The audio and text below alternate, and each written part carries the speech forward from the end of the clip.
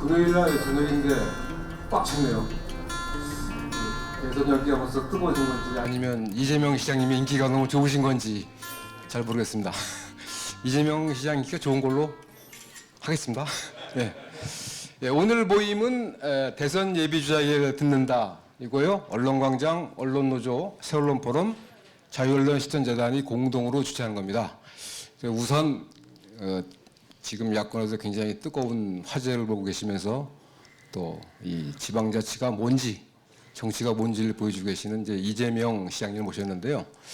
오늘 모임을 주최한 그 단체장님들을 잠깐 소개해드리고요.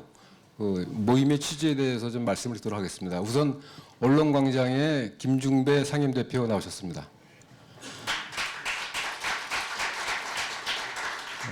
언론노조의 김한균 위원장 나오셨습니다. 새언론 포럼의 강성만 위원장, 회장 나오셨습니다. 이 연배로는 김종철 자유언론 실천재단 이사장님을 제가 소개해드려야 되는데, 네. 김종철 이사장님께서 잠깐 나오셔서 이번 모임의 취지에 대해서 간략하게 좀 설명을 해주시겠습니다. 네, 오늘 바쁘실 텐데 저희 언론단체들이 주최하는 이 포럼에 참여해 주신 이재명 성남시장님께 감사의 말씀드립니다. 그리고 아마 이 제야 언론단체들이 하는 모임은 처음인데 관심을 가지고 와주신 언론계 여러분 그리고 시민 여러분께 다시 감사를 드립니다. 이제 자세한 말씀은 이재명 시장님께서 이제 말씀하신 뒤에 또 질의응답도 하고 하겠습니다만 왜 오늘 이런 모임을 만들었는지만 간단히 설명드리겠습니다. 내년 12월에 치러질 대통령 선거는 우리나라 헌정 역사상 그 어느 때보다도 중요합니다.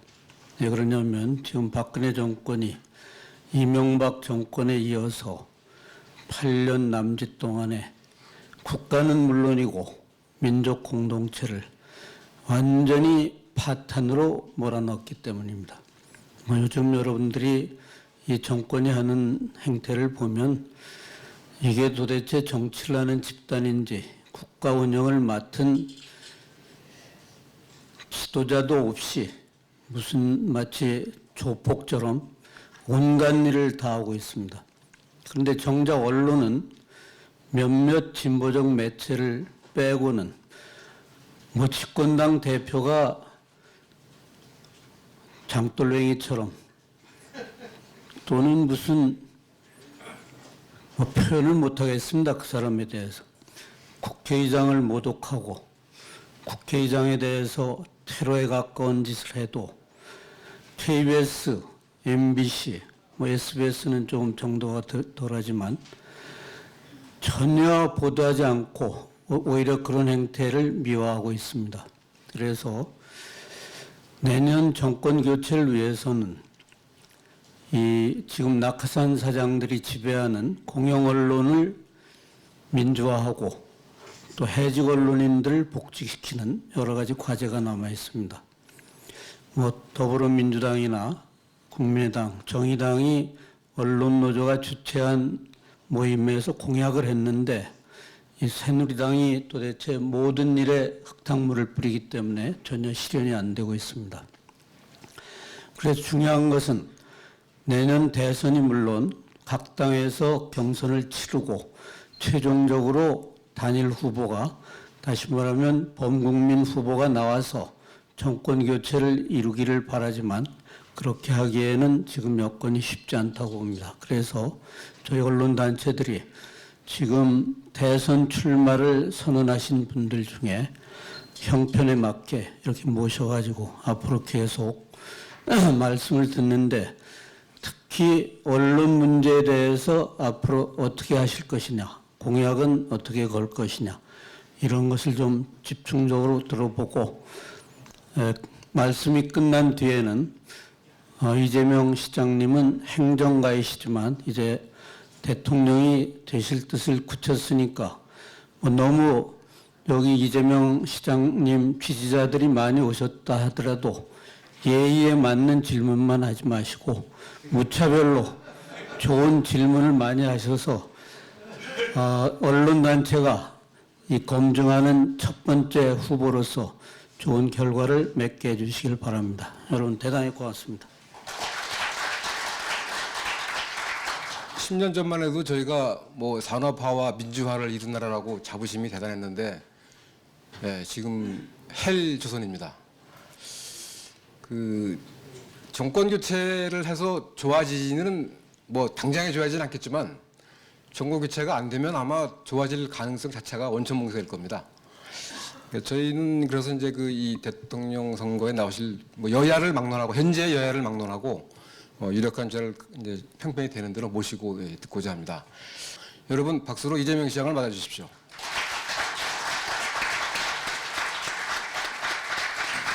네, 다시 인사드리겠습니다.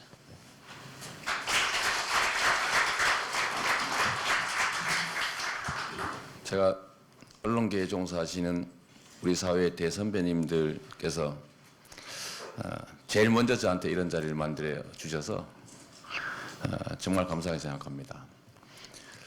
이번 추석 때는 저는 아예 여론조사에 넣어주지도 않는 대부분의 언론들 조사를 보면서 역시 손가락을 열심히 써야 되겠구나, SNS를 열심히 더 해야 되겠구나 이런 생각을 하게 됐는데 그랬더니 또 검찰이 SNS 많이 했다고 또 지금 검찰청에 조사받으러 오라 이렇게 얘기를 해서 이거 어디로 도망을 가야 될지 잘 모르는 상황인데 이렇게 언론 포럼에서 저를 불러주셔서 제가 갖고 있는 생각들을 표현하게 해주셔서 진심으로 감사드립니다.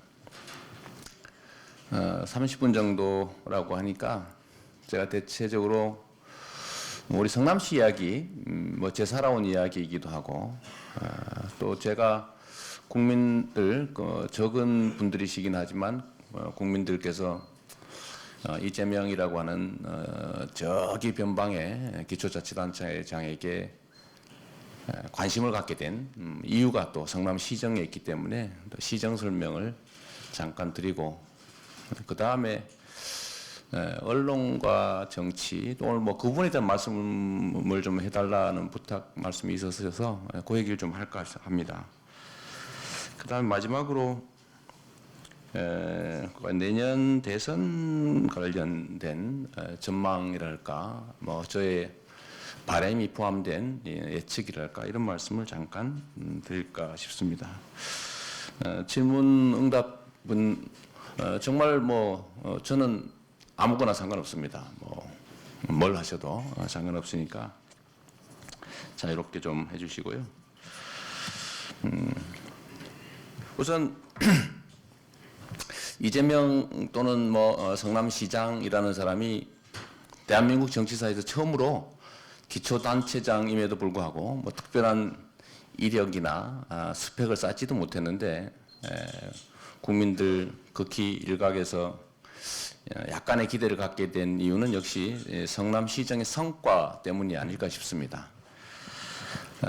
제가 성남시 얼마 전에 재정 문제 때문에 광화문에서 열흘 하루 단식 농성을 했는데 하필 또 요새 이정현 대표께서 단식을 하시는 바람에 저하고 비교하는 사진이 자꾸 올라오더라고요. 5일 동안 굶으면 어느 정도 살이 빠져야 되는가 그 표준을 저한테서 찾으면서 진짜 굶었나 뭐 이런 장난기 어린 그런 비판들도 있는 것 같습니다. 그 단식 농성까지 하게 된 뭐 그런 과정 제가 잠깐 설명드리겠습니다. 저는 원래 변호사 그 중에서도 시민운동을 하던 변호사였고 시민운동을 하다가 시정감시 또는 국가권력 감시 운동을 하던 중에 도대체 시민단체 활동으로는 할 수 있는 한계가 너무 뚜렷하다. 특히 공공의료 확대 운동, 소위 성남시립의료원 설립 운동을 하다가 1년 동안 준비한 우리 주민들의 주민 발의 조례가 의회에서 단 47초 만에 날치기로 폐기되는 현장을 보고 저와 방청객들이 항의에서 뭐 울고 뭐 그다음에 의원들 잡으러 뛰어다니고 뭐 이러던 게 이제 특수공무집행 방해, 회의장 점거 뭐 이런 거 해당이 돼서 수배를 당했습니다. 수배를 당해서 이걸로는 도저히 우리가 원하는 세상은커녕 우리가 꼭 필요로 하고 주민 대다수가 동의하는 것 단 한 개도 이룰 수 없다라는 한계를 제가 뚜렷하게 느끼게 돼서 당시 참여정부의 정당개혁, 선거개혁, 선거공영제 이런 것을 보고 우리 가능하면 열린 우리당을 점령해서 당 후보가 될 수도 있겠고 돈 들이지 않고 선거를 해서 국가 권력을 일부라도 우리가 차지해서 우리가 원하는 세상을 조금이나마 만들 수 있겠다 하는 좀 당시로서 보면 좀 기대하기 어려운 희망을 품고 선거 준비를 했습니다. 저는 정치라고 하는 게 그 자체가 하나의 목적이 아니고 제가 이루고자 하는 세상 아주 단순하게 표현하면 공정한 기회가 보장되고 공정한 경쟁이 보장되는 평화와 인권이 있는 나라, 인권이 보장되는 나라, 뭐 그런 정도. 우리 대한민국 정부 수립 당시에 온 국민이 합의한 헌법 전문가 제1조에서 합의한 민주공화국의 가치가 제대로 지켜지는 나라, 실질적 자유와 실질적 평등이 제대로 보장되는 그런 나라 정도를 만드는 게 저의 꿈입니다. 이 꿈을 실현하기 위해서 변호사도 시민운동가도 하나의 수단이었고 정치도 하나의 수단이었기 때문에 앞으로도 이 정치라고 하는 영역에서 제가 가지고 있는 어떤 직위와 직함은 필요하면 언제든지 바꿀 수 있고 또 버릴 수도 있고 그렇다고 생각합니다. 여하간 그렇게 해서 정치에 입문했는데 2006년 선거는 떨어졌고 2010년 선거에 당선이 됐습니다. 제가 시민운동을 하면서 성남시정을 들여다보니까 분명히 재정 운영을 엉망진창으로 해가지고 뭔가 사고를 쳤다는 건 알았는데 자세히는 몰랐어요. 그래서 대개 최대 은닉 부채 규모를 제 생각으로는 크게 잡았죠. 한 2천억 될 거다. 그러면 저거 갚는데 한 1, 2년 정도 걸리고 한 2년 정도는 그래도 제대로 시정을 할 수 있지 않을까. 이런 기대를 하면서 제가 취임을 해서 뚜껑을 딱 열어봤더니 당장 발견된 게 판교 특별에게 비용으로 보관하고 있던 5,400억을 다 빼다 써버린 거예요. 그거는 결국 판교 개발에 사용돼야 될 비용이었는데 그걸 보관하고 있는 돈인데 빼다 썼으니까 도로 채워 넣어야 되는 거죠. 그 다음에 성남시 그 유명한 호화청사 건립을 위한 부지 매입 대금도 안 주고 있더라고요. 외상 깔아놓은 거죠. 우리 가게로 말하면. 뭐 그런 거에다 이것저것 합치니까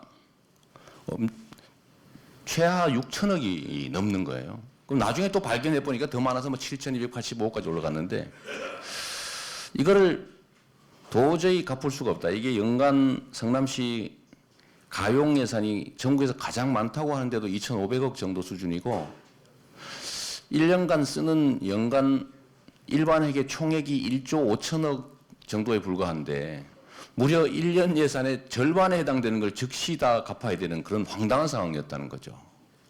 그러니까 반발이 극심할 수밖에 없습니다.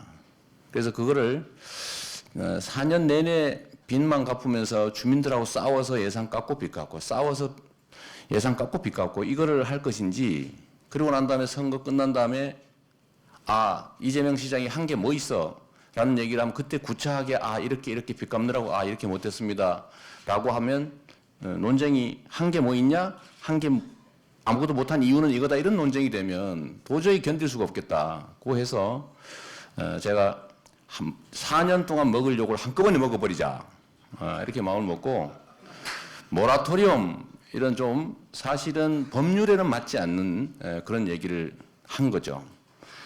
지금 성남시의 비공식 부채 상황이 이렇게 되는데 이거를 1년에 1,500억씩 갚더라도 최소한 4, 5년이 걸릴 것 같다. 그중에 500억 정도는 현금으로 아껴서 갚고 1,000억 정도는 지방채를 발행해서 한 4년, 5년 안에 정리하겠다라고 발표를 하고 이런 거를 일시에 갚아야 될 비공식 부채인데 못 갚고 나누어서 갚는 걸 경제학적으로 모라토리엄이라고 합니다. 라고 해서 제가 지불 유예서는 지금 유예서는 그걸 가로 열고 모라토리엄 이렇게 썼죠. 물론 거기에는 약간의 의도가 있습니다. 모라토리엄 글자를 좀 크게 썼죠.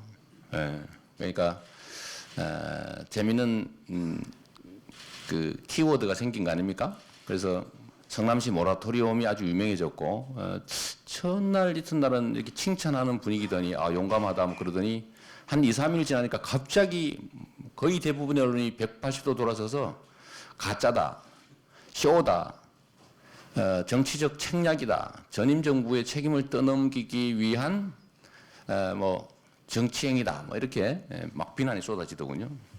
그러니까 주민들 안에서는 주민 소환하자, 내쫓자, 뭐 이렇게 얘기가 돼서 주민 소환 운동까지 벌어졌습니다.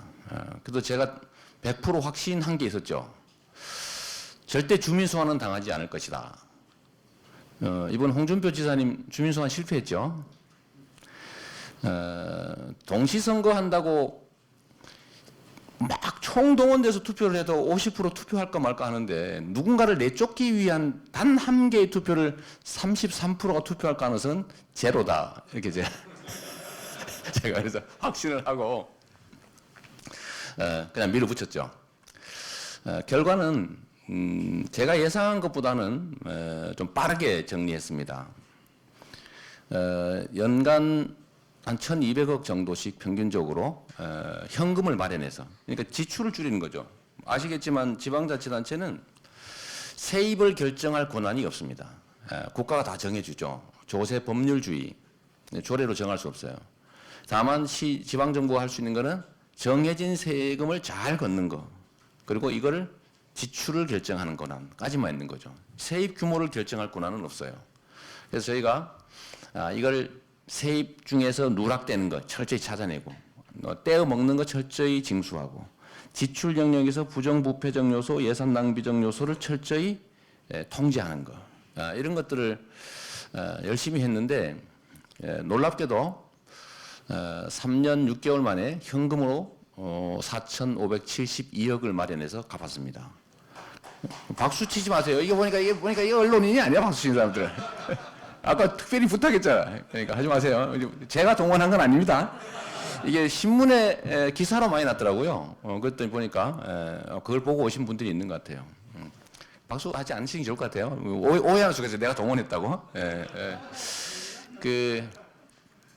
제가 헷갈렸는데 그래서 4,572억 더하기 지방채 1,200억 그래서 5,700억을 갚고 2013년 12월 말로 더 이상 갚지 않아도 되는 상황으로 제가 만들었죠. 그리고 모라토리엄 졸업 뭐 이렇게 선언도 하고 했는데 2014년부터 저희가 이제 이미 구조 조정된 예산을 과거로 되돌아가서 옛날처럼 연말에 보도블록 마구 다시 깔고 도로 포장 요만큼 빵꾸 났으면 이거 떼어도 되는데 막 몇십 미터씩 밀어서 까맣게 다시 깔고 조경 다시 하고 이럴 필요가 없지 않습니까? 그래서 그 구조조정 상태를 그대로 유지하면서 부채 상환하던 규모의 예산을 복지 예산으로 전환하기 시작했죠. 이 복지 예산과 관련해서 왜냐하면 국가는 국가 말고 국가의 행정, 정치를 담당하는 사람들 국민의 대리인이니까요. 시혜를 베푸는 게 아니라 국민들이 낸 세금을 가지고 국민들을 위해서 대신해 주는 존재니까 비용은 최소한으로 국가 질서 유지 또 국가 안보 이런 비용을 최소한으로 쓰고 최대한 아껴서 국민의 삶을 개선하는 영역에 지출해 줘야 되는 겁니다. 이거를 마지막 세 번째 영역을 복지라고 우리가 말하는데 이거는 헌법 34조 2항에 국가는 국민의 복지 증진을 위하여 노력하여야 된다라고 하는 국가의 의무이자 곧 반대로 얘기하면 국민의 권리라고 해서 명시되어 있거든요. 이 헌법 34조 2항을 한 번이라도 읽어보면 세금을 필요한 곳에 최소한으로 쓰고 최대한 아껴서 국민들에게 복지로 돌려주는 거는 잘한다고 칭찬할 일이지 악마라고 비난을 하거나 포퓰리스트라고 욕하거나 또는 공짜의 시혜에 국민 게을러지는 나쁜 짓이라고 절대 말하면 안 되는 거지요. 장애인, 노인 일자리, 장애인 복지, 노인 일자리, 그리고 좀 더 여력이 생겼을 때 보육복지, 예를 들면 어린이집을 좀 많이 짓기도 하고 어린이집 종사자들 처우 개선을 좀 해주기도 하고 어린이집에 어린이 학대 사건이 가끔 언론에 나는데 사실 그 종사자들 처우가 나쁜 게 사실 주 원인입니다. 우리가 자기 자식 키울 때도 이렇게 보면 보고 미워가지고 아우 이걸 한번 이렇게 때리고 싶을 때가 있는데 남의 애를 젊은 사람들이 하루 종일 1년 내내 그것도 한두 명도 아니고 10명씩 보고 있는데 얼마나 힘들겠어요. 근데 거의 최저임금 수준의 임금을 주고 있거든요. 너무 힘들죠. 그러니까 이게 뭘 잘못해도 내보낼 수도 없어요. 사람을 구하기가 어려워. 근데 쉬쉬쉬 하면서 제일 악화되는 거죠. 그래서 이 문제를 해결을 하려면 보육교사들의 처우를 개선해야 된다. 그래서 성남에서는 1인당 월 한 12, 3만 원씩을 더 주고 있죠. 그때부터. 복지, 또는 복지 종사자.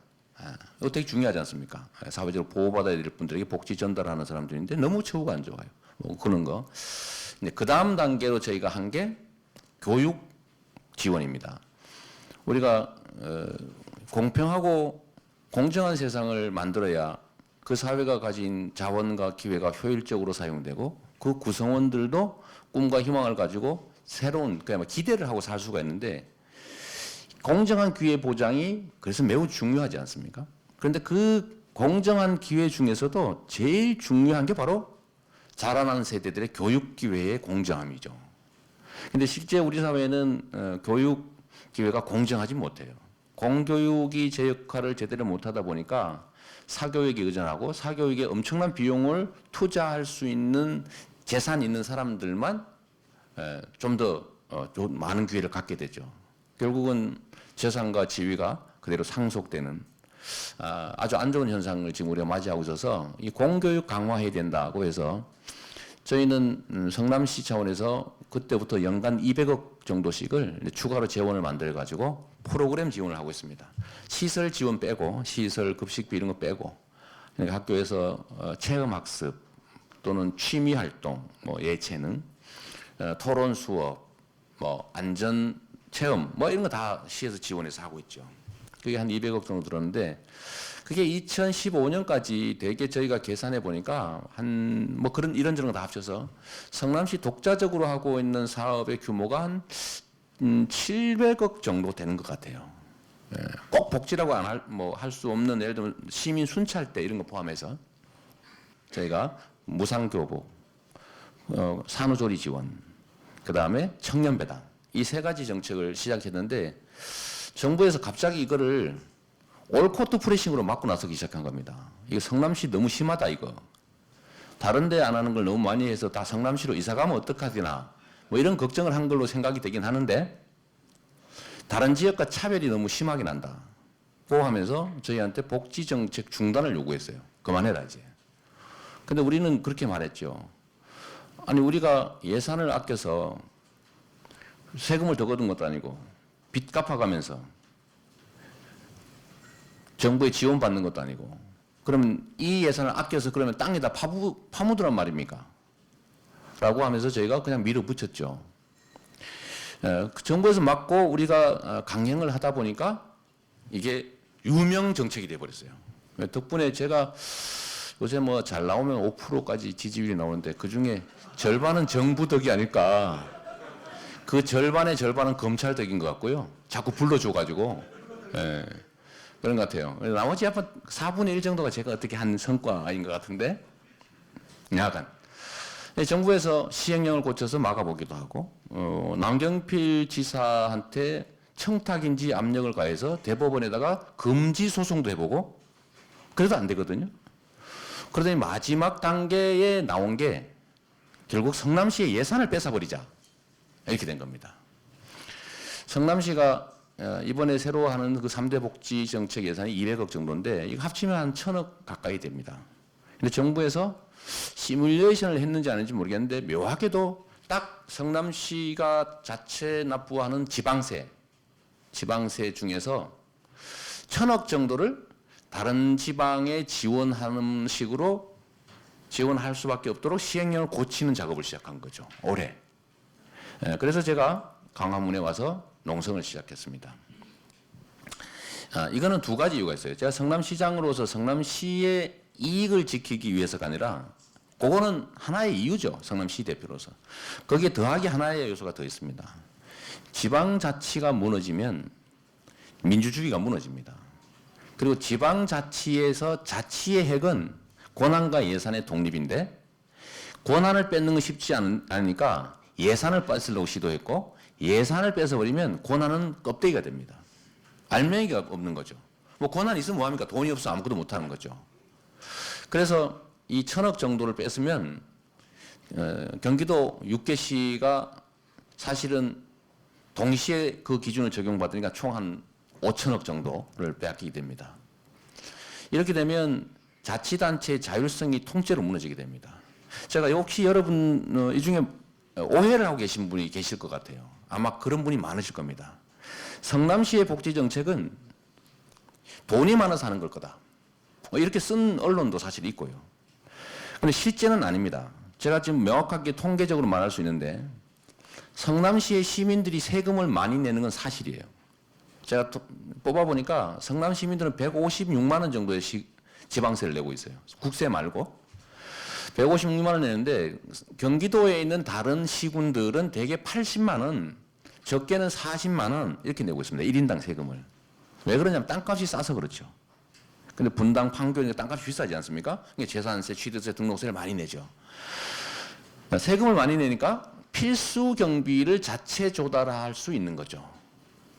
그래서 정부가 내국세의 19.24%를 떼어서 전국의 자치단체에 교부세라는 이름으로 배분을 해주고 있는데 성남시와 경기도 6개시 그리고 서울시 합계 7곳은 시민들이 세금을 많이 내니까 정부가 지원을 해주지 않습니다.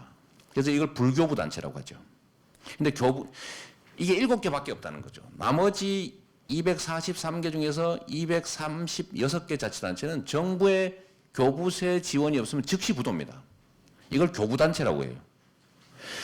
교부단체라고 하는데 이 교부단체들은 정부가 시키는 대로 할 수밖에 없어요. 왜냐하면 교부세에서 불이익을 주니까. 막 수천억씩 지원받고 있는데 그거 안 주면 큰일이거든요. 100억만 깎아도 당장 난리가 나죠. 그런데 왜 성남이나 이 불교부 단체들은 다른 자치단체들보다 복지 정책이 더 많을까요? 1인당 예산이 더 적은데. 이상하죠? 여기에 아주 중요한 답이 들어있습니다. 정부의 교부세, 정부 보조를 받는 데는 만약에 예산을 아끼면 정부에 반납해야 됩니다. 딴 데 못 써요. 그리고 계속 아끼면 작년에도 아꼈고 재작년에도 아꼈고 올해도 아꼈고 추세적으로 계속 아껴서 필수 비용이 줄어들면 지원금이 줄어듭니다. 그러니까 예산을 아끼면 그 도시에 들어오는 세원이 줄어들어요. 딴 데 쓰지도 못해요. 그럼 어떻게 합니까? 많이 쓸수록 많이 받는 구조가 된 거죠. 어떻게든지 합법적으로 많이 쓰는 게 좋아요. 많이 쓰면 많이 줍니다. 적게 쓰면 적게 줘요. 이거를 행정학계에서 교부세의 역설이라고 합니다. 즉 교부세로 주면 안 된다. 이거를 법정으로 나눠주든지 해야지 정부에서 주고 말고 이런 식으로 하게 되면 이런 문제가 발생하는 거죠. 그런데 왜 학계에서도 이미 명백하게 정리된 이 교부세의 역설이 가능한 자치단체를 계속 늘려서 전국의 자치단체 중에 97%가 이렇게 할 수밖에 없도록 만들었냐? 이유는 단순합니다. 지방정부에 대한 통제력을 강화하기 위해서죠. 돈 들고 이렇게 이걸로 채찍으로 삼으니까 하라면 하고 하지 말라면 안 하는 그야말로 자치라는 이름만 갖고 있지 실제 내용은 정부가 시키는 대로 하는 좀비 지자체. 살아있는 것 같은데 알맹이는 죽은 꼭두각시가 되는 거죠. 정부의 통제력은 높아지는 대신에 예산 집행의 효율성은 극도로 떨어지는 겁니다.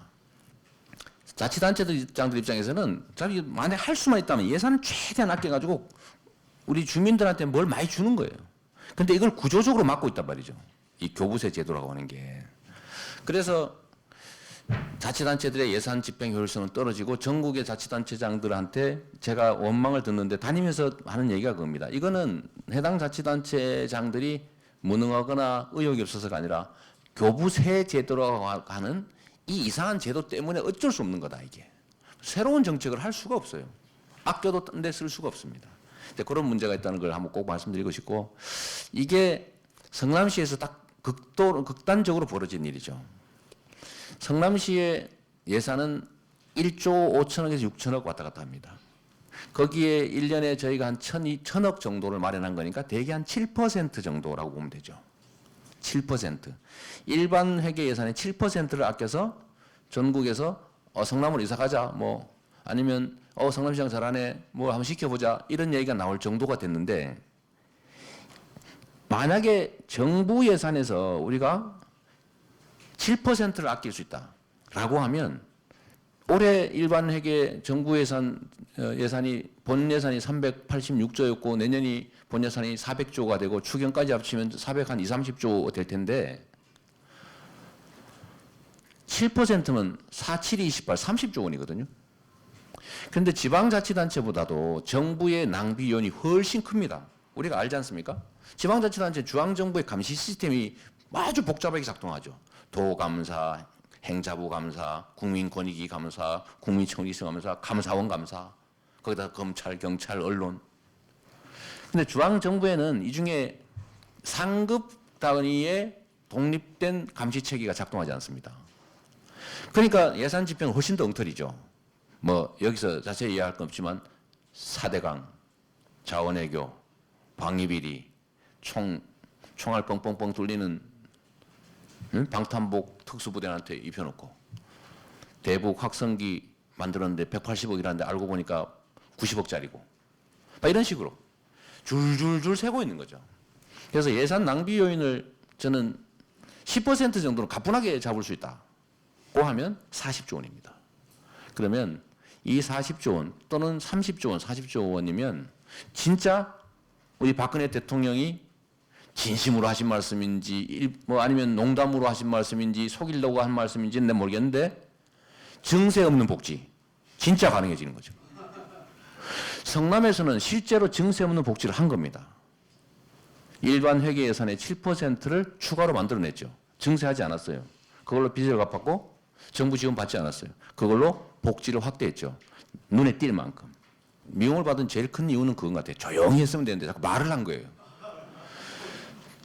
본인들이 얘기한 증세 없는 복지 내가 진짜 했다. 나라에 돈이 없는 게 아니라 도둑이 너무 많은 거다. 이런 얘기를 자꾸 하니까 성남처럼만 해봐라. 돈 40조 순식간에 남길 수 있다. 이러니까 얼마나 미웠겠어요. 미워하는 거 이해합니다. 이해하고 그것 때문에 제가 뭐 국민적 지지도 올라가고 하니까 뭐 고마운 일이죠.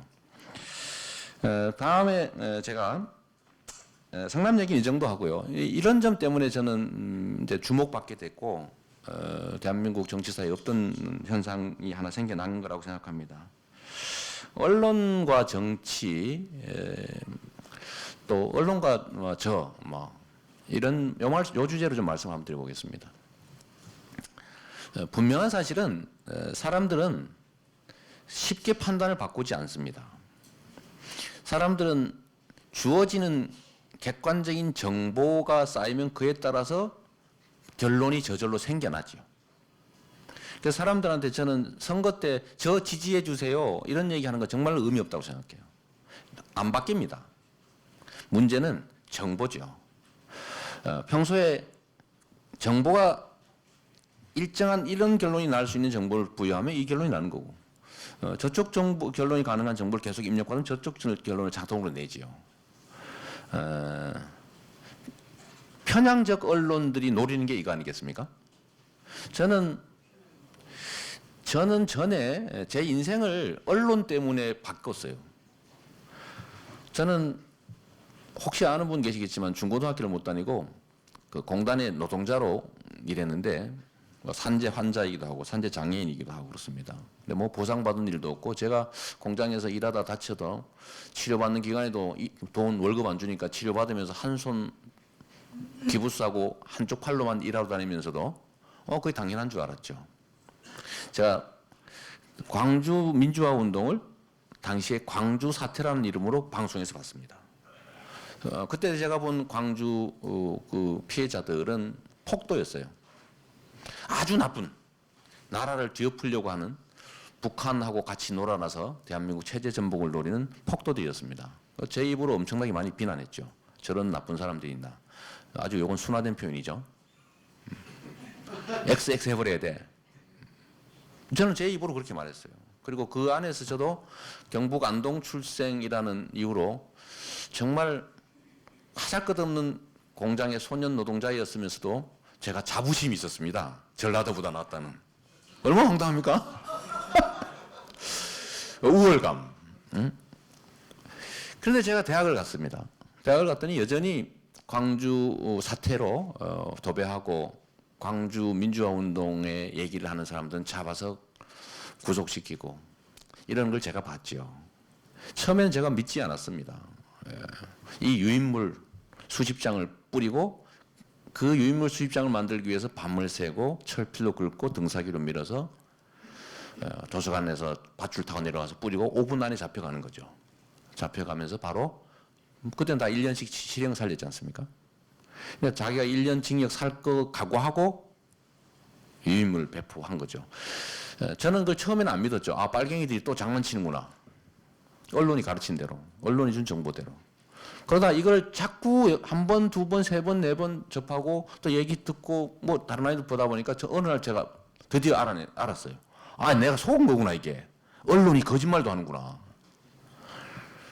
얼마나 제가 미안했는지 모릅니다. 광주 그 피해자들한테. 제가 2차 가해를 하고 있었잖아요. 그 억울하게 죽은 사람들의 가족들을 폭도라고 비난하면서 국민들로부터 고립시키고 그들을 폭도의 가족으로 욕하고 있는 걸 제가 그들과 함께 그들의 개가 돼서 같이 욕하고 있었던 거죠. 2차 가해를 하고 있었던 겁니다. 마치 이 광화문 광장에 가끔 나타나는 일베들처럼 세월호 피해자들을 시체팔이라고 욕하는 그들처럼 말이에요.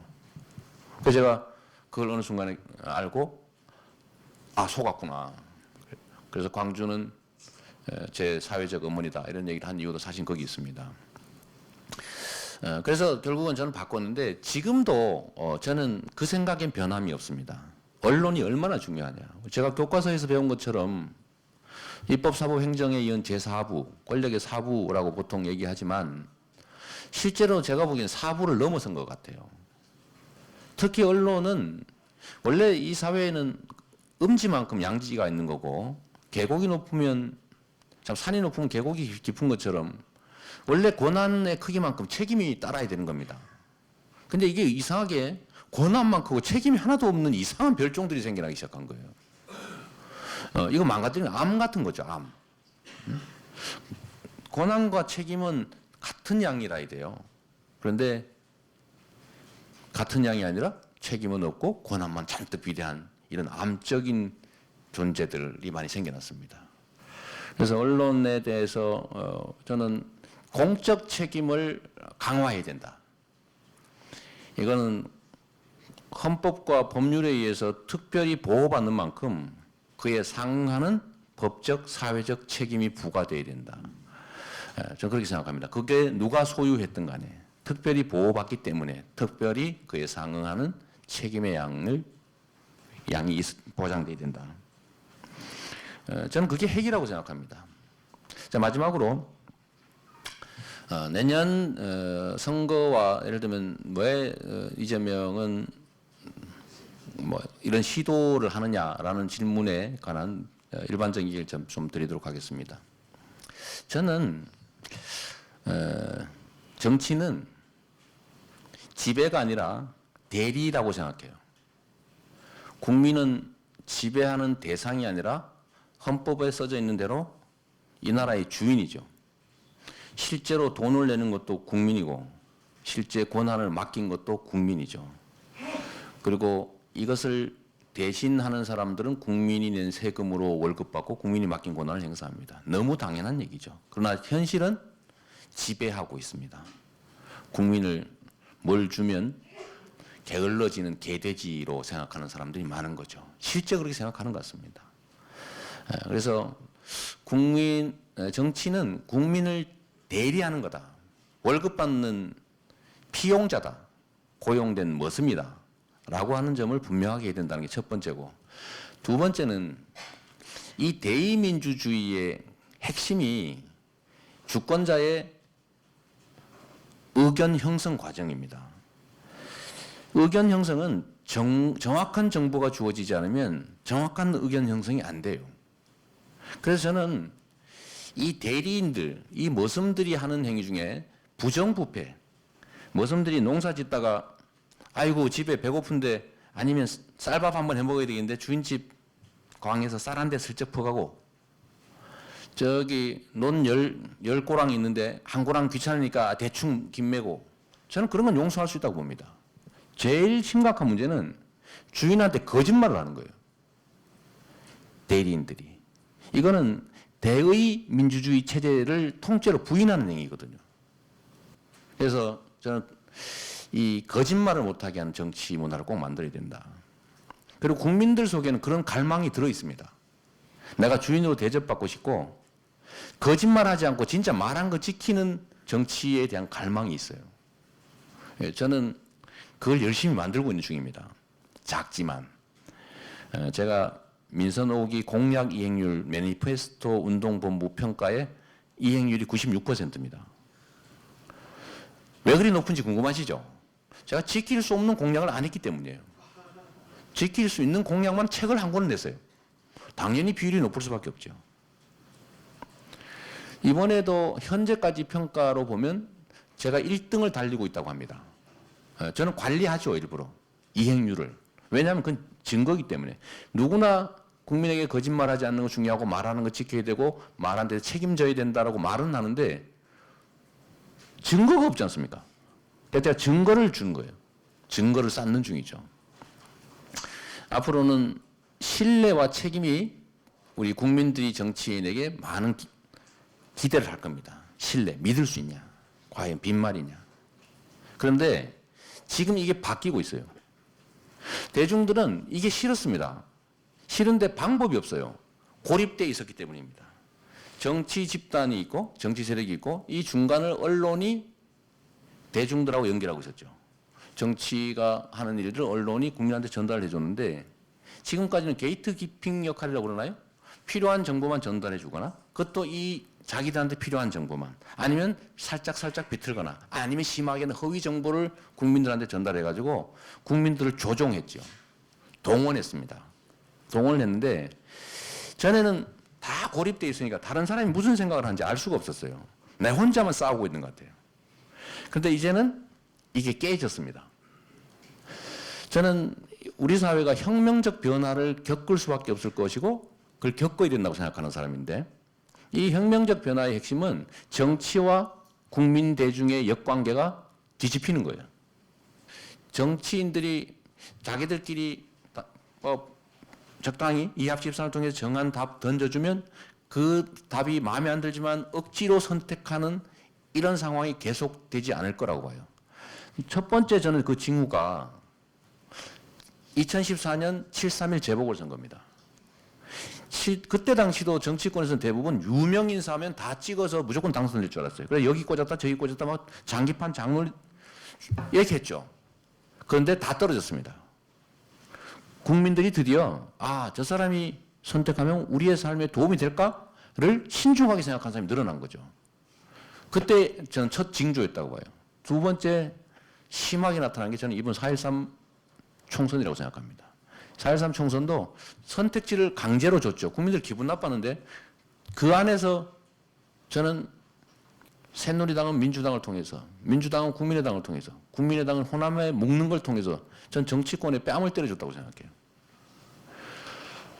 내년 대선도 저는 결국 국민들이 지금과 같은 이 교착 상태를 이 불공정한 상태를 이 불평등한 상태를 이 암울한 상태를 그대로 용인하지 않을 거라고 보죠. 그리고 분명히 국민들 사이에 지금 광범위하게 깔려있는 이 좌절, 절망, 또 두려움 이런 것들이 어느 순간에 분노로 전환되고 있죠. 지금 그리고 이 분노들이 횡적 연대를 통해서 야 우리가 싸우면 이겨서 새로운 세상, 새로운 질서를 만들 수 있다고 믿어지는 순간에 저는 희망이라는 걸로 폭발할 거로 봅니다. 그리고 그걸 준비하는 게 저의 역할이라고 생각하고 현재 상태로 저는 야권에 있는 사람이니까 이런 생각도 하고 있는 거죠. 이 말씀만 드리고 제가 정리하겠습니다. 과연 지금 과거 민주정부들이 집권했던 시절보다 기득권이 강화됐느냐 약화됐느냐, 기득권의 저항이 더 셀까 더 약할까? 분명히 강화되고 더 셀 겁니다. 이 기득권의 그 강화된 저항을 뚫고 우리 다수 대중에게 희망을 줄 수 있는 기회 공평하고 공정한 경쟁이 보장되는 평화로운 나라, 정말로 평화와 통일의 길로 우리가 갈 수 있을까? 저는 이 국민적 에너지가 밑받침되지 않는 상태에서는 권력 담당자의 교체, 권력 담당 세력의 교체도 쉽지 않을 것이고 설령 된다고 하더라도 한 발짝 나가기 어려울 거다. 그래서 이 저변의 에너지, 이 에너지를 모아서 전환하고 이 국민적 에너지를 통해서 많이 비로소 이길 수 있을 것이고 그게 밑받침돼야 비로소 우리 사회의 이 잘못, 이 불공정, 불합리, 부정의, 이 부패와 독재, 일제 잔재를 뚫고 새로운 길로 들어설 수 있을 거라고 생각합니다. 제가 너무 길었는데 여기까지 제 말씀 마치겠습니다. 감사합니다. 와, 이재명 성남시장의 활동을 언론이 공정하게 보도했더라면 이재명 시장의 지지율이 아마 지금보다 서너 배도 올라가지 않았을까? 저도 그렇게 생각합니다.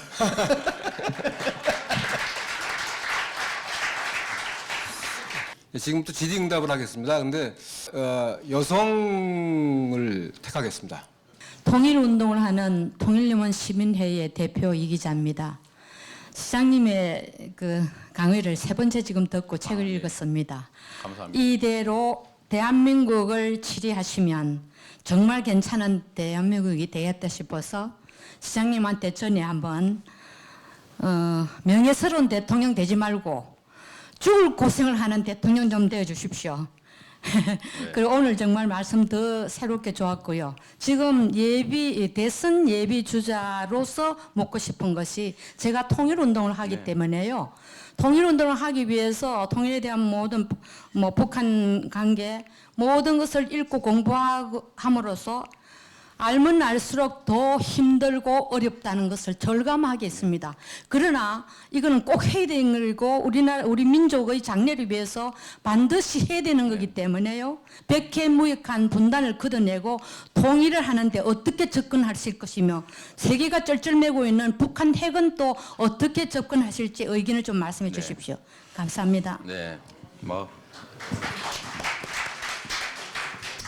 대한민국 이 한반도에서 통일이 꼭 되어야 되는 이유는 예를 들면 인도적 차원의 문제도 있을 테고 또 경제적 차원에서 현재의 비용, 기회 비용 포함해서 직접 비용까지 비용이 너무 크다는 점, 또 향후로 대한민국 경제가 일종의 탈출구로 북한이 또 유용할 것이라는 점, 거기에 더해서 제일 중요한 부분은 이 한반도에서 전쟁의 위협을 영구적으로 제거하는 길이 통일이다. 그런 점에서 통일은 당연히 우리가 해야 될 지상의 과제죠. 이 통일 문제는 이 통일을 과연 바라는 세력과 바라지 않는 세력이 누구일까부터 시작해야죠. 분명하게 말씀드리면 우리 사회에 소위 저는 보수란 말도 싫은데 그 보수 아니거든요. 사람 다. 이 비상식적이고 변칙적인 기득권 세력들이 자신들의 권력 유지를 위해서 남북 분단 체제를 악용하고 있죠. 남쪽의 이 극우 세력이라고 할까요? 북한의 극자 세력은 상호 의존적이죠. 적대적으로 공생하죠. 서로에게 필요해요. 한반도 주변을 둘러싼 열강들도 결코 통일을 바라지 않습니다. 결국 이 통일을 실제로 추동해야 될 주체는 우리 대한민국의 민중들이죠. 통일의 첫 길은 평화를 여는 첫 길은 군사적 긴장을 완화하고 한반도가 안정되게 상호 공존하는 첫 번째 길은 저는 대한민국의 정권이 민주화되는 거라고 생각합니다. 그게 첫 길이죠. 정말로 자기 정치 집단 또는 자기의 이익을 위해서 이 분단의 고통을 악용하는 게 아니라 우리 민족, 우리 국가의 미래, 우리 대중들의 삶 이런 것들을 정말로 중요하게 여기는 국민들의 의사가 제대로 존중되는 그런 정치 권력을 만들어내는 것, 이게 저는 첫 출발이라고 생각해요. 좀 더 구체적으로 얘기하면 저는 이번 사드 사태에 대해서 좀 더 저는 우리 개혁 진영, 전 진보란 말도 좀 싫어서 개혁 진영이 취해야 될 태도는 좀 분명하게 반대 입장을 정리해야 된다고 생각합니다. 뭐 자세히 얘기는 않겠지만 이 사드 배치가 북한의 핵미사일에 대한 방어 조치가 아닌 건 세상이 다 아는 것이고 이걸 통해서 안보 이익을 본 제1은 일본, 제2는 미국, 뭐 또 그게 또 미국일 수도 있겠죠. 그리고 북핵 미사일 제재를 위한 국제 공조 압박에서 중국이 이탈함으로써 그게 느슨해진 북한, 이 이익을 보지 않았습니까? 결국 대한민국 안보에는 크게 도움도 되지 않으면서 결국은 한반도의 긴장만 고조되고 군비 경쟁 격화되고 통일과 평화는 점점점 멀어지게 된 이 문제에 대해서는 좀 더 심각하게 본질적으로 검토하고 의견 표명하고 참여해야 된다고 생각해요. 물론 어렵겠지요, 대미 관계. 그러나 그것도 우리가 해결해야 될 과제입니다. 그 저쪽에서 누르니 우리가 힘이 약하니 시키는 대로 할 수밖에 없다. 이건 변명할 수 있는 게 아닙니다. 그게 능력이죠. 대륙 세력과 해양 세력이 상호 충돌하는 중간 지점에 있는 우리 한반도가 나쁜 쪽으로 보면 위기 상황이 되고 좋은 쪽으로 보면 정말 좋은 기회일 수 있습니다. 오히려 우리한테 불리한 점들은 이쪽 강대국 요구하면 저쪽 강대국 핑계대고 이쪽 우리가 필요한 게 있으면 이쪽 강대국 이용해서 이익을 얻어내고 할 수 있는 거거든요. 소위 말하는 등거리 외교까지는 안 가더라도 우리 국익을 중심에 두고 외교를 하느냐 아니면 아무 생각 없이 이쪽 붙었다 저쪽 붙었다가 널뛰기 외교하다가 그냥 이쪽 부탁도 들어주고 저쪽 압력도 들어주고 이런 상황으로 가느냐는 결국 우리 정치 권력 담당자들의 역량과 양심의 문제라고 생각해요. 우리가 앞으로 구체적으로 북핵 문제에 대해서는 또 어떻게 할 거냐. 제가 이 얘기했다가 채널A에 다운표까지 쳐가면서 종북 분자로 몰렸는데 북한 핵 미사일 문제도 이게 그냥 압박과 제재로 지금 상당 기간을 끌어왔는데 결론은 소위 대화 협력하던 그 시기보다도 훨씬 빠른 속도로 훨씬 악화됐죠. 결론은 분명하죠. 압박과 제재만으로 문제를 해결할 수 없다. 압박과 제재의 새로운 수단을 우리가 강구해야 되겠죠. 결국 대화와 교류죠. 그리고 우리가 대한민국 한반도에서 비핵화, 상호공존이라고 하는 지금까지 수십 년 이어온 대원칙을 깨지 말아야 됩니다. 그래서 저한테 어떻게 협상할래? 라는 질문은 아닐 것으로 보고 질문의 핵심은 역시 통일을 진정으로 원하는 국민의 입장, 국가의 입장에선 민주적인 권력을 수립하는 것이 첫 번째다. 제가 이렇게 말씀드리겠습니다.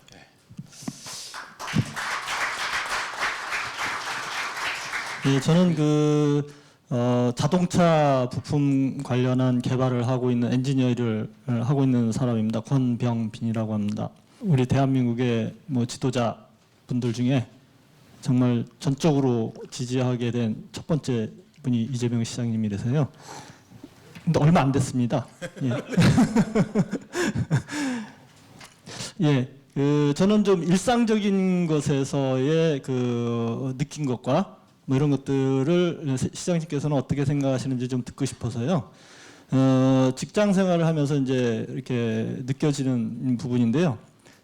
아까 이제 사회의 불합리함, 대한민국의 불합리함이라는 말씀을 하셨는데, 저는 그 여러 가지 불합리함 중에서 하나가 의사결정 과정, 의사결정 체계가 굉장히 뿌리 깊고 좀 불합리하게 굴러가고 있다라고 생각하고 있습니다. 예를 들어서 그 의사결정 과정이 이제 그 상신을 하고 품위를 하는 이런 거는 뭐 기업이나 정부기관이나 다 이렇게 있다고 생각합니다. 그래서 그런 과정에서 상사의 구미와 입맛에 맞지 않으면은 진행이 되지 않기 때문에 개인들의 자율성이나 창의성이나 이런 것들이 제대로 발현이 되기 어려운 구조가 뿌리 깊게 돼 있다고 생각합니다. 뭐 하루 이틀 된 것도 아니고 뭐 일제 시대부터 뭐 그 이전부터 쭉 내려왔던 과정이라고 생각합니다. 그래서 시장님께서도 시정을 하시면서 그것을 피해 가실 수 없을 것이라고 생각을 하는데요. 제 생각에 반드시 개선이 되고 없어져야 될 거라고 생각이 듭니다. 그래서 어떻게 지금 하고 계시고 있고 앞으로 또 어떻게 하실 생각이신지 듣고 네. 싶습니다. 이게 이제 뭐 예로 한 조직 내 말씀을 하셨는데 이거는 사회 문화의 문제라는 거죠. 이건 국가 단위에서도 똑같습니다. 예를 들면 의사결정 권한을 수평적으로 나누고 갔느냐 아니면 누가 독점하느냐의 문제거든요. 우리 사회는 아직도 권위적인 문화가 많이 남아 있어서 중앙 집권적이에요. 모든 게. 정치, 행정 마찬가지죠. 조직도 마찬가지입니다. 그거는 역시 저는 그 뿌리에 비민주성이 개재되어 있다고 보는 거예요. 우리 사회는 특권, 특혜 이런 게 너무 많아요. 그래서 부당하게 권한 의사결정 권한이든 뭐 행사할 권한이든 권력이든 마찬가지죠. 집중되고 독점되어 있습니다. 그러니까 이거를 합리적으로 사용할 필요를 별로 느끼지 않아요. 왜냐하면 사회 전체적으로 불합리한 사회라서 그렇습니다. 예를 들면 대기업과 중소기업의 관계, 기업과 노동의 관계 이런 경우가 사실 합리적이지 않거든요. 소위 이걸 요새 갑질 사회라고 부르나요? 갑질 사회. 힘이 세면은 행사예요. 이게 사회 문화가 되어 있습니다. 을도 병에게 을질을 한다는 거거든요. 병은 정에게 병질을 한다는 거예요. 그래서 질질질이 아주 하나의 문화예요. 이것 가르쳐서 되지 않죠. 사회의 자원과 기회가 공평하게 배분되고 그게 효율적으로 사용되도록 공정한 경쟁 시스템이 갖춰져야 됩니다. 그렇지 공정한 경쟁 시스템이 갖춰지게 되면 그러니까 지금처럼 뭐 대재벌 되면은 막 내부 거래하고 뭐 또 자식 하나 나오면 또 재벌 계열에서 하나 만들어서 또 띄워주고 다 먹어버리고 이런 불합리한 경쟁 구조가 아니라 공정하고 합리적인 경쟁 구조가 만들어지면 그 권한과 기회를 효율적으로 쓰지 않으면 도태될 수밖에 없습니다. 그러면 합리적인 의사결정을 안 할 수가 없죠. 그러면 그게 문화로 정착이 됩니다. 공정하고 합리적으로 행동하는 것이. 그 결국은 그 문화가 바뀌겠죠. 그러면 집안 문화도 바뀔 것이고 또 조직 문화도 바뀌죠. 전 제일 큰 영역이 정치와 경제에 있다고 봅니다. 전 세계적으로 국가 반역자인 그러한 사람들을 전부 다 이렇게 청산을 한 걸로 알고 있고 심지어 그 북한에서도 친일파 청산을 한 걸로 알고 있습니다. 그런데 여특히 우리 남한에서만 친일파를 청산을 못하고 있습니다. 그래서 그 어떤 친일파라든지 그 친일파 자손들이 국가의 요소에서 이렇게 활동을 하고 있는데 이분들에 대해서 우리 그 국민들이 상당히 어떤 그 원칙에서 어긋난 이런 불합리한 이러한 점에 대해서 상당히 불이익을 당하고 있는 이러한 감이 없지 않아 있는데 만약에 시장님께서 대통령이 되신다면은 그 친일파에 대해서 어떤 그 획기적인 좋은 방안을 가지고 계신지 여기에 대해서 좀 듣고 싶습니다. 우리나라에 있는 모든 불합리와 불공정, 부정의의 뿌리는 친일 매국 세력들에 있죠.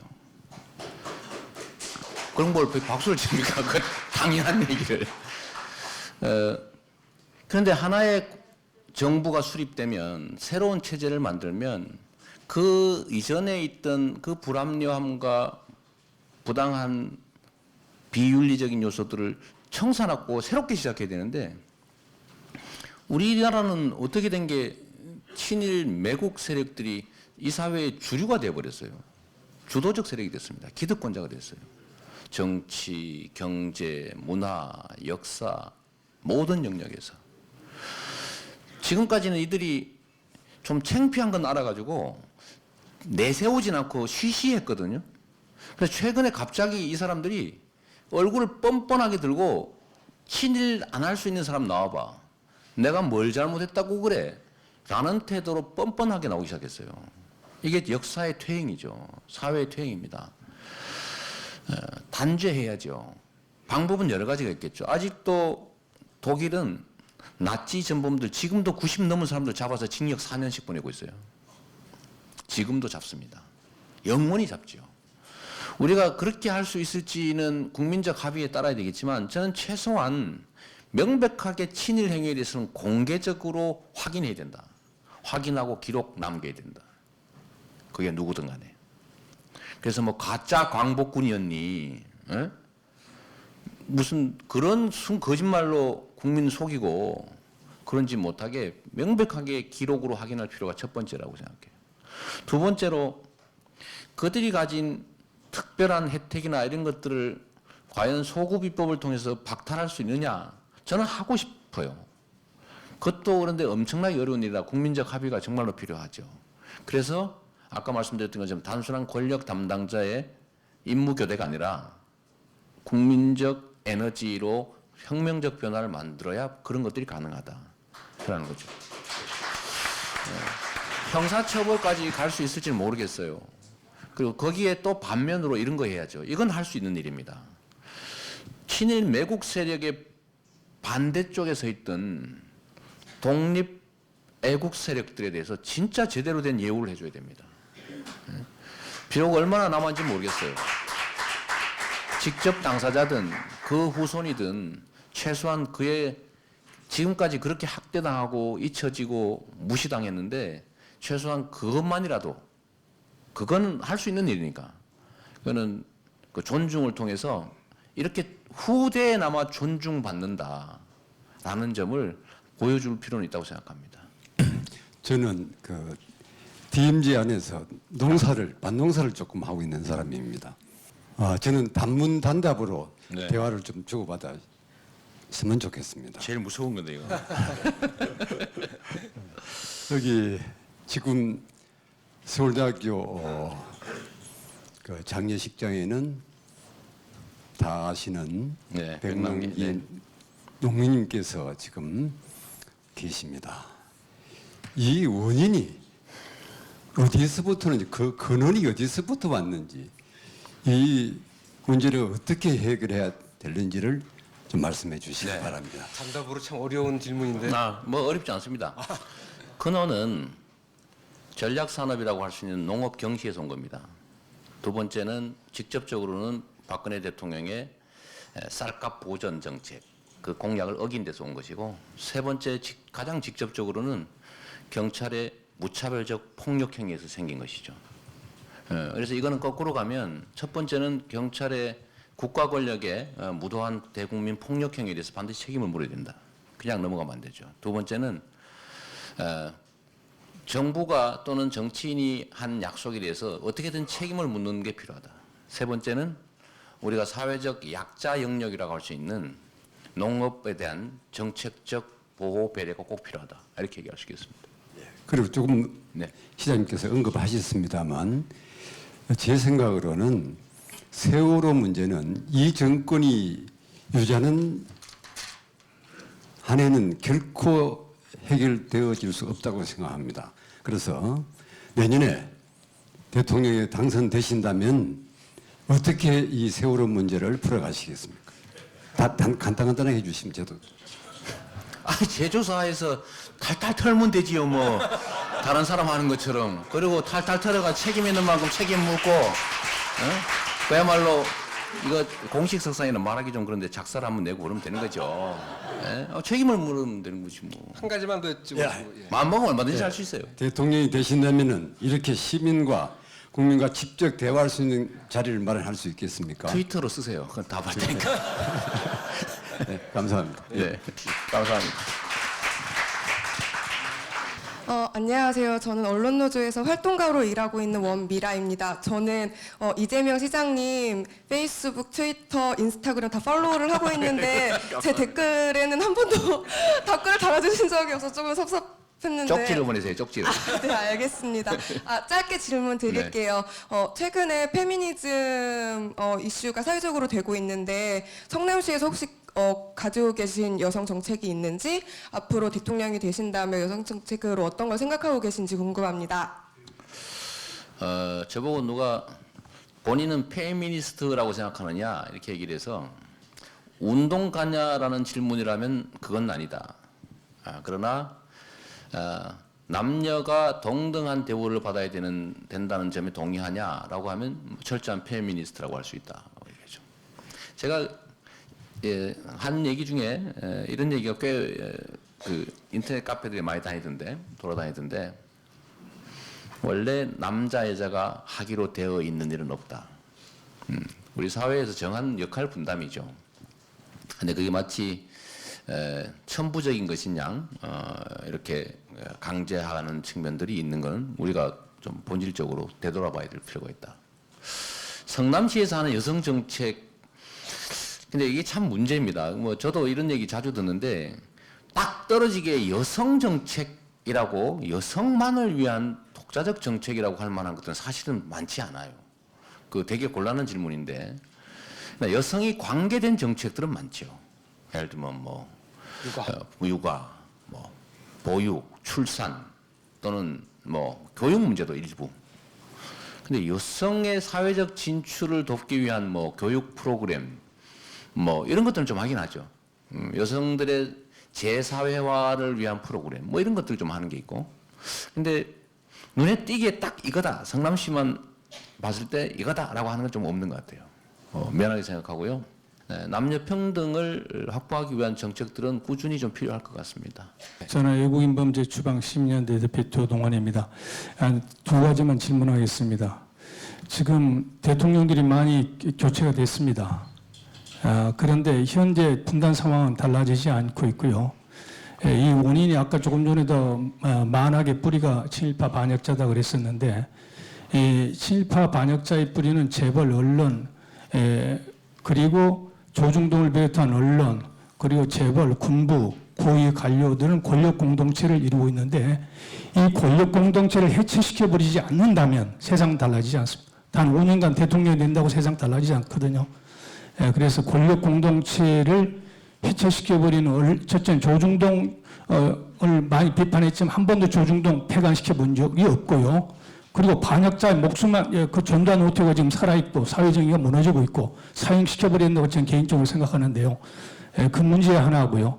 이 권력 공동체를 어떻게 첫째는 재벌 해체시켜버리고 죽을 놈 죽여버리는 그 과감한 혁명가가 필요한데 그거 하나 하고요. 두 번째, 지금 정부에서 국민들을 속이고 있고 상당한 지식인들도 모르고 있는데 멀티컬처리즘, 다시 말해서 다문화 정책은 영구 분단으로 가는 길입니다. 그 국민을 속여서 하루에 42명 자살하고 있습니다. 국민이 생활고 때문에 매일매일. 그런데 외국인들에게 불법 체류한테 1,000만 원씩 치료비 대주고 있습니다. 국민들 모르고 있습니다. 제가 보건복지부 장관놈 5놈을 고소했습니다만은 그 제한애국인 처우기본법 제2조에 정면으로 배치되는 겁니다. 바로 그건 걸리는 건데도 제대로 처지 않았습니다. 그래서 다문화 정책은 외국인을 차별하는 것이 아니라 우리 국민을 보다 상전으로 대접하는 모든 구조적인 모순을 가지고 있는데 이것을 지속할 것인지 이 두 가지 답변에 하겠습니다. 되게 어려운데요. 우리 사회의 기득권 체제가 매우 강고해서 과연 이겨낼 수 있겠느냐 이 말씀 아까 잠깐 드렸는데, 그래서 정말 지금까지와는 다른 국민적 에너지가 필요하다는 겁니다. 저는 재벌 대해서 저는 소유 구조부터 또 중소기업에 대한 착취 구조를 전면적으로 저는 개편해야 된다고 생각해요. 저는 재벌 해체해야 된다. 우리가 그 미국이 대공황 시절에 루즈벨트가 미국이 다시 살아나는 길을 독점을 해체하면서 시작했거든요. 그때 당시에 과연 그런 극단적인, 그냥 그때도 보면 거의 뭐 있을 수 없는 정책이었죠. 그러나 그걸 통해서 대공황을 벗어났죠. 그래서 우리 사회도 대한민국에만 거의 있다시피 한 5%도 안 되는 지분 가지고 재벌을 그야말로 대기업들 다 지배하고 대기업을 통해서 중소기업 착취하고 대한민국 경제를 완전히 장악하고 있는 이 구조는 근본적으로 좀 해체 수준의 대책이 필요하다는 생각이고요. 되게 관료의 우리 사회의 영향력과 그 장악력을 걱정하시는 분들이 많은데 이 관료는 의외로 약한 부분이 있습니다. 그거는 최고 인사권자의 의지 문제예요. 의지와 용기 문제입니다. 금방 장악됩니다. 마음만 먹으면. 그 인사권 정말 무서운 거예요. 안 해서 그렇습니다. 안 해서. 그건 걱정 안 해도 돼요. 역시 군부도 관료의 일부입니다. 군부도 관료 일부여서 너무 거기에 주눅들지 않으면 좋겠고 거기는 의지와 용기의 문제다 말씀드리고 싶고요. 마지막으로 다문화 정책 문제는 사실은 이게 외국인 노동자 또는 외국인 유입 문제와 관련해서 되게 예민한 문제들입니다. 근데 이게 잘못하면 사실과 다른 그 의견 충돌이 발생할 수가 있어요. 지금 저는 사실 아까 말씀하신 거 잘 모르겠어요, 솔직히. 전 다문화 정책에 대해 관심이 많은 사람이긴 한데, 우리가 우리 사회에 들어온 뭐 결혼해서 들어오는 사람들, 또 합법적으로 이주해 들어오는 사람들, 노동자로 오는 사람들 차별하면 안 되죠. 그러나 또 한 면 또 우리가 주의해야 될 것은 사실상 정부에서 불법 취업을 방치하고 있는 것도 문제가 있습니다. 사실 서구 선진국들이 외국인 노동자를 받는 건 사실 교육 많이 받고 재산 많이 있는 사람들 받거든요. 근데 우리 사회는 이 저소득 노동자들을 대체하는 인력을 주로 받아요. 그러니까 없는 사람이 더 살기 어렵게 되는 거죠. 근데 이것도 합법적인 영역은 거의 없고 불법적 영역이 너무 팽창해 있습니다. 이런 점들에 대해서는 현재 있는 법이라도 제대로 잘 적용하는 것부터 출발하면 될 것 같아요. 근데 불법적 영역의 문제가 너무 심각한 건 사실인 것 같습니다. 그렇다고 해서 합법적 영역의 다문화 가정들 또는 우리 외국인 노동자들 이런 부분에까지 똑같이 배제적 정책을 취하는 건 저는 바람직하지 않다고 생각해요. 우리가 그렇게 고립돼서 살 수는 없습니다. 우리도 외국에 나가 살고 있는 사람들이 있는 것처럼요. 우리도 상당한 수가 700만 나가 있다는 거 아닙니까? 자, 그 정도까지 하면 좋겠습니다. 제가 좀 더 연구해 볼게요, 이거는. 지금 말씀드리기가 좀 그렇습니다. 그러면 마지막 질문을 받아보도록 하겠습니다. 예, 흥사단에서 투명사회운동을 하고 있는 김영일입니다. 저는 그 35년 동안 일반 직장에서 직장 생활을 하다가 1년 전에 퇴직을 했습니다. 하지만 직장 생활을 하는 도중에도 우리 사회에 상당히 많은 문제점이 있는 것을 발견을 하고서 이 문제에 대한 어떤 대안을 생각하는 그런 거를 이제 많이 연구를 했습니다. 그래가지고 퇴직한 이후에 한 1년 동안 제가 그런 문제에 대한 대안을 제시하는 그 이제 리셋 코리아, 한마디로 우리 한국을 다시 한번 새 판을 짜자. 리셋 코리아 재건축. 대한민국 재건축. 이제 이런 책을 발간을 했는데요. 여기 한 40꼭지가 되는데 모두 뭐 정치, 경제, 교육, 노동, 복지, 국방, 통일 이런 게 다 있습니다. 근데 이런 문제에 대해서 제가 고민을 많이 했는데 내년에 대선이 있는데 이 대선 주자들 가운데 가장 그리고 혁신적이고 개혁적인 대선 주자가 누군가 봤더니 이재명 시장님이라는 걸 제가 발견했습니다. 감사합니다. 정말 여러 대선 주자들에 대해서 저도 고민을 많이 했는데 이런 우리나라에 정말 아까 말한 대로 국민을 주인으로 모실 수 있는 대통령, 대권 주자가 누군가를 봤더니 이재명 시장이기 때문에 적극적으로 이재명 시장을 지지를 하는데 그 사랑하는 마음에서 제가 좀 아픈 질문을 하도록 네. 하겠습니다. 얼마 전에 제 친구가 엄청 아픈 얘기인가 보네요. 네, 맞습니다. 예, 예. 사랑하는 마음에서 제가 네. 질문을 던지는데요. 얼마 전에 제 그 직장 신입사원 한 30여 년 전에 신입사원 동료가 어떻게 하다가 이 책에 그 추천사를 이재명 시장님이 해주셨는데 이재명 시장님에 대해서 이런 음성 파일이 돌아다닌다 그러면서 아, 예. 저한테 보여준 게 있어요. 그래서 그걸 듣고서 이게 사실인가? 만약 이게 사실이라 그러면은 제가 알기로는 이게 법원에 가처분 배포 가처분 시책이 돼 있는 걸 알고 있는데 아마 그 내년도 야권 경선을 하던 아니면 야권의 대선 후보가 되더라도 여권에서는 이거를 상당히 악의적으로 이용을 할 것 같은 그런 기분이 들어가지고 우리 이재명 시장님께서는 그거에 대해서 어떻게 지혜롭게 내지는 한 칼에 물리칠 수가 있는지 그걸 듣고 싶습니다. 네. 타입니다. 그게 바로 그 책은 인터넷에 나와 주시고 가시는 거 아니에요? 갖고 가시는데 드리고 가시죠. 네? 감사합니다. 그게 바로 그 우리 이재명을 치면 나오는 연관 검색어 형수 쌍욕입니다. 뭐 지금 또 다시 살아나고 있죠. 5번째입니다. 제가 형수하고 같이 폭언하고 싸운 건 사실이에요. 근데 거기 나와 있는 내용은 사실이 아닙니다. 길게 얘기하면 그렇고 관심 있는 분들 인터넷 좀 보시고요. 제가 언젠가는 이걸 뭐 공식적으로 발표할 기회가 있겠죠. 해명할 기회가. 결론은 형님은 정신 질환자입니다. 조울증 환자. 그리고 어머니를 폭행했고 어머니가 맞아서 병원에 입원했고 어머니의 말할 수 없는 부분을 칼로 찢어 죽인다. 이런 표현을 부부가 조사다니면서 했기 때문에 폭행하던 날 밤에 전화로 싸운 것이 일부 녹음된 거예요. 폭행하던 날 밤에. 어머님이 올해 7이신데 82세실 때 벌어진 일, 2012년에 벌어진 일입니다.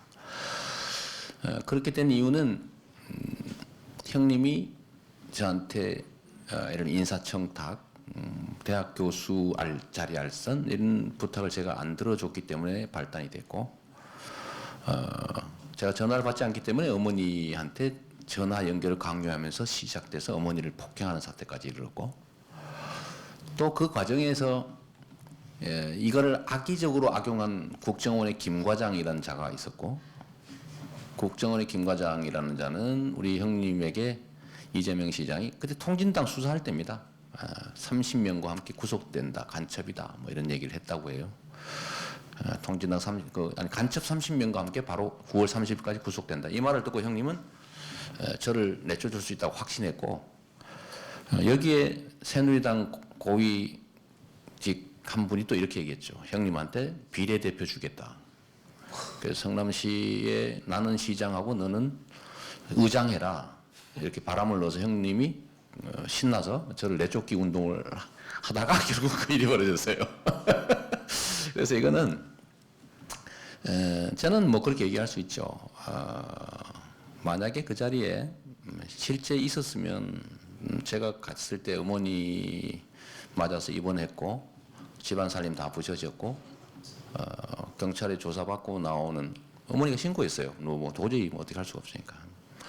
그래서 경찰에 조사받고 나오는 밤 12시에 통화를 하다가 뭐 그런 거 가지고 어머니를 뭐 무고로 고소한다 그러고 뭐 철학적 표현도 이해 못하냐 뭐 이러고 뭐 이러다가 그래서 좀 심하게 싸운 건데요.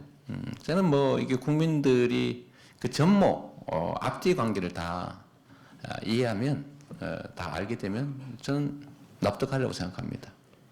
그리고 극히 사적인 관계, 이 법원이 이런 거 유포하면 안 된다라고 금지했고 그걸 공개한 기자에게 배상 판결했고 1,500만 원. 이런 상태인데 이제 음성적으로 돌아다니는 거죠.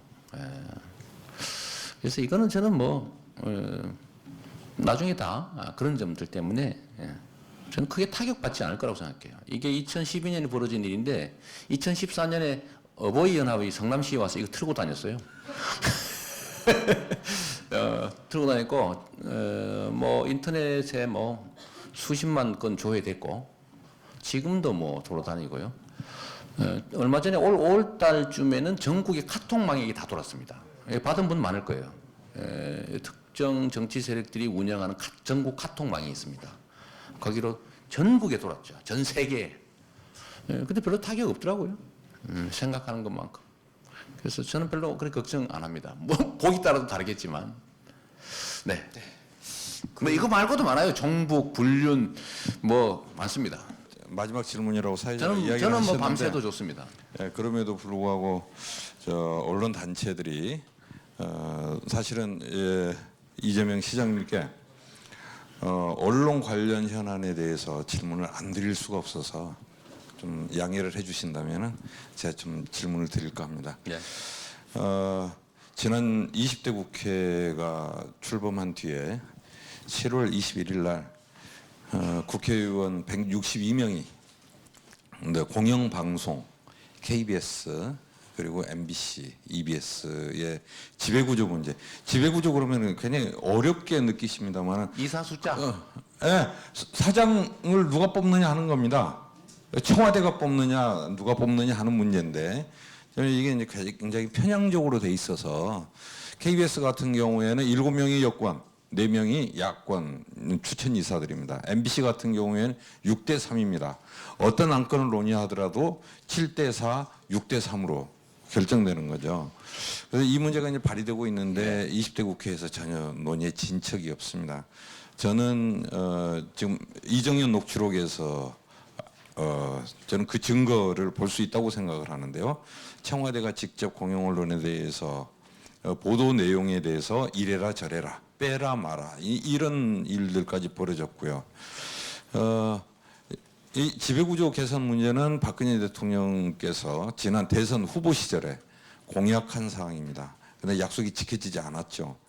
그러니까 이 문제에 공영 언론의 지배구조 개선 문제에 대해서 어떤 견해를 가지고 계시는지 여쭙겠습니다. 네, 결정적 역할과 권한을 행사하는데 그에 비해서 책임의 양은 극히 미미하다.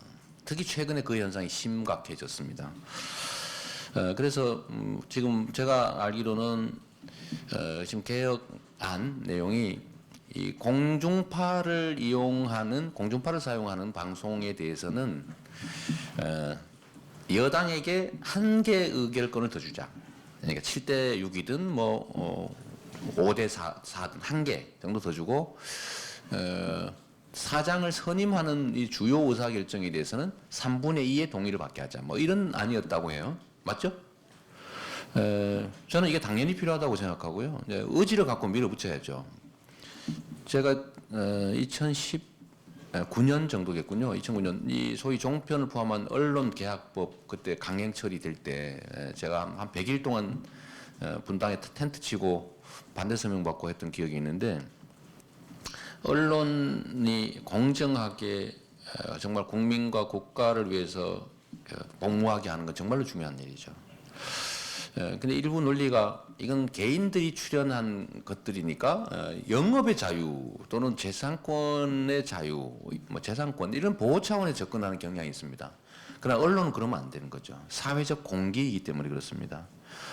책임과 통제를 훨씬 강화할 필요가 있고 저는 공중파 방송뿐만이 아니라 종편들을 포함한 예를 들면 주요 언론들에 대해서도 이런 통제 장치가 좀 필요하다고 생각해요. 특히 그 중에 뭐 KBS, MBC, EBS 이거는 워낙 그 영향력이 크니까 좀 각별한 조치가 필요하다고 생각하지만 일단 그것부터 하더라도 좀 더 나아가서는 공적 통제가 좀 더 많이 강화돼야 된다. 언론의 자유가 지나치게 거의 방종의 수준까지 간 것 같습니다. 이전에는 언론이 이 사회의 주요 기득 세력이 아니라 뭐 중간자 정도였었는데 지금은 거의 대부분의 주요 언론사들이 우리 사회의 주요 기득 세력이 되어버렸거든요. 그 자체가 편을 드는 게 아니라 기득 세력 자체가 됐죠. 그래서 거기에 대해서는 좀 더 그 강력한 책임이 좀 부여가 돼야 된다 그렇게 생각합니다. 의회에서 국회에서 통과되도록 노력해야 되겠죠. 네, 저희가 이게 1시간 반 예정을 했는데 해보니까 좀 짧은 것 같습니다. 지금 질문 받으신 여러 가지 질문 하셨잖아요. 그러니까 네. 이런 질문을 받으시면서 지금 사회 문제에 대해서 좀 어떤 느낌을 가지셨나? 네네 의견 그런 요번 그러니까 오늘 와서 받으신 느낌. 네 진행하는 의견. 네, 또 하나는 주최 측에서의 질문인데 시대 정신을 뭐라고 생각하는가? 다음번 대선에서. 네. 뭐 쉽게 말하면 이제 이재명 후보의 선거 포스트에 들어갈 구호는 뭐냐? 네. 두 가지만 말씀해 주십시오. 전 진행에 관한 의견 잠깐 이제 다음 부를 땐 좀 더 부드럽고 격조 있게 운영하려고 그러신 거죠? 아닙니다. 오늘 아주 훌륭했어요. 질문을 제 생각에는 핵심적인 질문들을 좀 미리 정해 놓으시는 게 좋지 않을까 싶어요. 그리고 이제 뭐 다른 분들 자유로운 의견도 좀 받고 좋을 것 같고요. 사실은 당신이 반기문보다도 경쟁력이 있느냐 이런 거 물어봐 줘야 되잖아 원래. 네? 네? 안 하잖아요. 있다고 말씀드립니다. 문재인을 넘어설 수 있느냐 이런 거 물어봐 줘야지 원래. 뭐 그런 것 같고요. 전 시대 정신의 저는 불평등 해소라고 생각합니다. 우리 사회가 가진 모든 문제, 역사적 연원이야 정말 친일 독재 세력들이 잔존하는 것일 텐데 그게 만들어낸 현재 상태는 자원과 기회의 불평등이죠. 역사적으로도 자원과 기회가 공평하게 배분되던 시기는 흥했고 자원과 기회가 특정 소수에게 집중되던 시기는 망했습니다. 언제나 그랬죠. 이 생산수단과 기회, 소득 이런 것들이 특정 소수가 독점하면 그 사회 전체는 그 자원과 기회가 효율성을 발휘할 수 없기 때문에 활력을 잃지요. 거기 구성원들 대다수도 자원과 기회를 잃게 되면 그야말로 자장농이 소장농 되고 소장농이 종되고 그걸 결국 유리걸식하는 상황이 오면 그 체제 망하는 거 아닙니까? 역사적으로 벌어진 그 현상이 지금도 다를 바가 없다. 역사의 눈으로 보면 똑같다. 그래서 우리 대한민국이 체제 완전히는 아니지만 거의 체제가 어쩌면 위협받을 정도의 심각한 위기에 처해 있고 그 위기의 핵심은 불공평, 불평등이 있다고 봅니다. 그 불평등을 해소하는 것. 그러니까 우리 사회의 기득권자들의 기득권을 제한하고 공정한 사회를 만들어내는 것. 엄청나게 힘든 일이다. 쉽지 않죠. 그래서 이 엄청난 일을 만들기 위해서는 가능하기 위해서는 첫째로는 용기, 두 번째로는 힘이 필요하죠. 용기와 힘. 용기는 사람에게서 오겠지만 힘은 국민에게서 온다. 이 두 가지를 잘 결합해야 비로소 우리 사회가 새 출발할 수 있다. 그렇게 생각합니다. 감사합니다. 사실은 이번 대선 과정을 통해서 우리 사회의 문제가 무엇이고 해결을 위한 실마리가 무엇인가 그게 나왔으면 좋겠습니다. 그런 의미에서 오늘 첫 자리에 나와서 아주 진지하고 성의 있게 말씀해 주신 이재명 시장님께 마지막으로 큰 박수 부탁드리겠습니다. 네, 감사합니다.